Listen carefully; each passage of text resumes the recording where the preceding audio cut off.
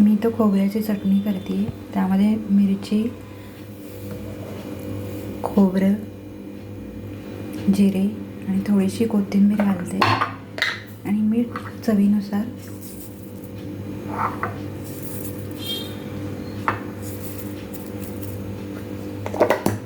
घालते आणि हे मिक्सरवरून बारीक करून घेते. आपण आज आप्पे बनवत आहोत, त्यासाठी ही चटणी बनवत आहोत. मी इथं लसूण पण थोडासा घातलेला आहे चवीसाठी. तर आता हे मिक्सरवरून बारीक करून चटणी करते. तर माझी चटणी तयार झालेली आहे. मी आता हे भांड्यामध्ये काढून घेते. तर बघू शकता आपली खोबऱ्याची चटणी तयार झालेली आहे. आता आपण आप्पे करू.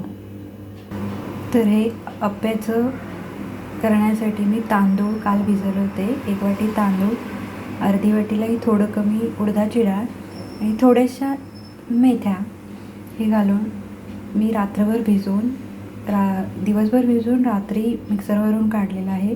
तर या मिश्रणामध्ये मी आता चवीनुसार मीठ घालते, थोडा इनो घालू, बघू शकता मस्त असं बुडबुड येतात. मी हे मिश्रण हलवून घेते. मस्त असं पीठ रेडी झालेलं आहे आप्यासाठी. तर तुम्ही इनो घालू शकता, नाही घातला तरी चालू शकतो. आता मी आप्याचं जे पात्र आहे त्याला तेल लावून घेते.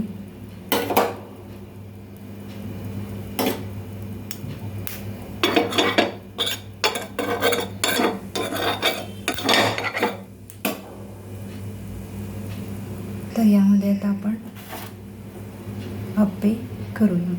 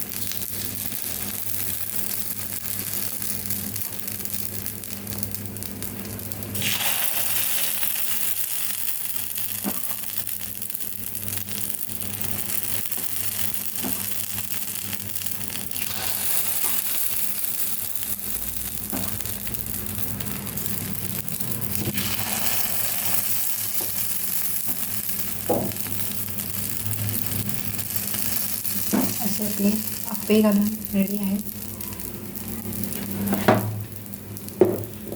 तर आपण एक 5 मिनिटात परत भेटू. आता आप्पे आपण पलटून घेऊ. ब्राउनिश व्हायला हवेत.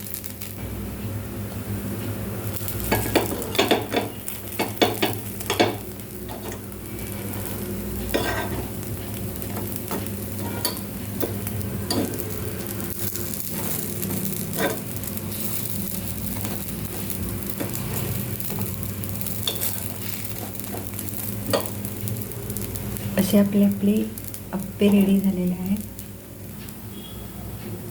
आता आपण हे आप्पे काढून घेऊ.